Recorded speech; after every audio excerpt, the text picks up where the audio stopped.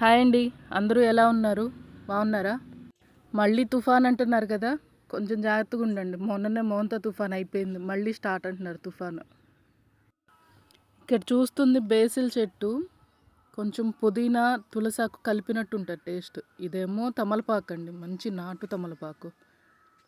తినడానికైతే బాగుంటుంది, కిళ్ళీలోకి అట్లా. తంబాకు అది వేరేగా ఉంటుంది. ఇది వచ్చేసి మామిడి చెట్టు అండి మా ఇంట్లో. నా కొడుకు ఫస్ట్ బర్త్డేకి పెట్టుకున్నాను, వాడికి ఫస్ట్ బర్త్డే గుర్తుగా ఉండాలి అని. ఇదేమో భృంగరాజ్ మొక్క అని నేను అనుకున్నాను.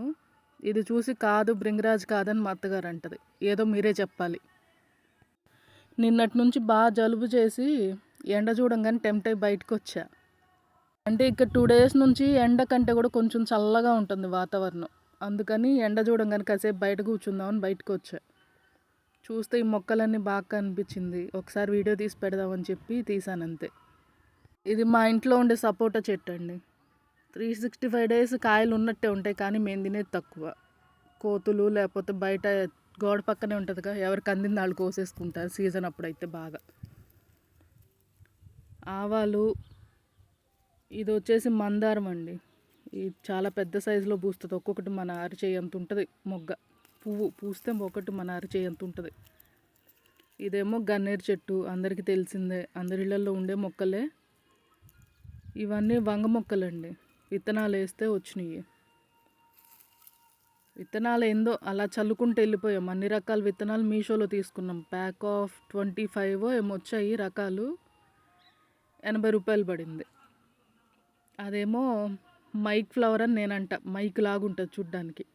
ఇదేమో మా సొర చెట్టు, నూరు వరహాలు అంటారు కదా, అదండి ఇది. ఇది వచ్చేసి సొర చెట్టు. ఇప్పటికీ ఒక 20 కాయలన్నా కోసుంటాం. ఇదిగో ఇట్లా ఆకులు సాట్లో దాక్కుని ముదిరిపోయింది అది. కాయ పెద్దదైపోయింది కదా, నెక్స్ట్ ఇయర్ విత్తనాలకు ఉంటాయిలే అని నేను వదిలేసా. చూస్తున్నారా, దాని ఇష్టం వచ్చినట్టు అది ఎటు ఖాళీ ఉంటే అటు వెళ్ళిపోయింది. ఇప్పుడు గోడ అవతలకి వెళ్ళి అక్కడ కూడా కాయలు కాసేస్తుంది. కనిపించే 4 కాయలు ఉంటే కనిపించకుండా దాక్కుని కాసే 10 కాయలు అవుతున్నాయి. ఇప్పటికే ఒక 20 కాయల దాకా ఇచ్చింది. పాపం మంచి చెట్టు అండి, కానీ దాగుడు మూతలు ఎక్కువ వాడుతుంది నాతోటి. ఇది కాయలన్నీ దాచేసుకుంటుంది లోపల లోపల, బయటికి కనిపించకుండా. ఇట్లా ఎందుకంటున్నానో లాస్ట్ వరకు చూడండి, మీకు కూడా తెలుస్తుంది. ఇది చిన్న షార్ట్ వీడియోలా పెడదాం అనుకున్నాను, కానీ లెంత్ ఎక్కువైపోయింది, అందుకని లాంగ్ వీడియోకి వచ్చేసింది. 4 minutes దాటింది. నేనేం కట్ చేయట్లేదు, న్యాచురల్గా అలా రాగా వీడియో పెట్టేసుకుంటున్నాను. ఆ పైన ఉన్నది నేతి బీరకాయ చెట్టు అండి.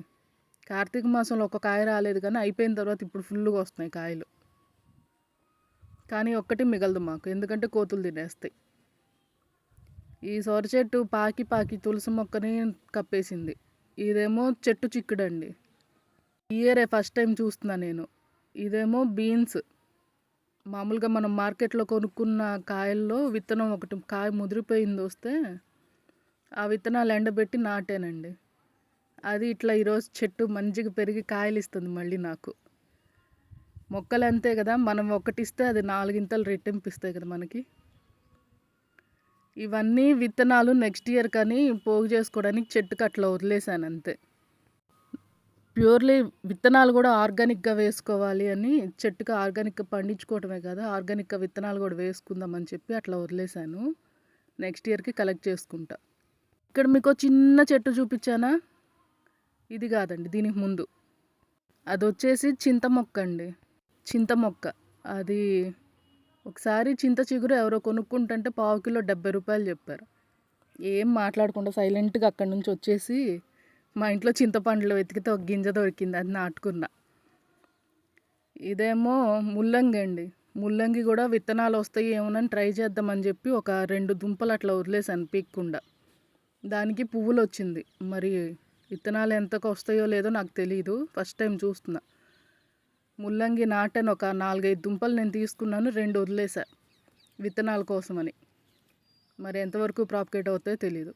ఇదిగో చెప్పాను ఇందాక, నాతో దాగుడు మూతలు ఆడుతుందని. చూడండి ఆకుల చాటును ఎంత చక్కగా దాచి పెట్టుకుందో కాయల్ని. చూస్తున్నారా, ఇక్కడ 2 దాచేసింది, ఇంకొక కాయ కనపడకుండా ఇంకో 2 దాచిపెట్టింది వేరే చోట. అది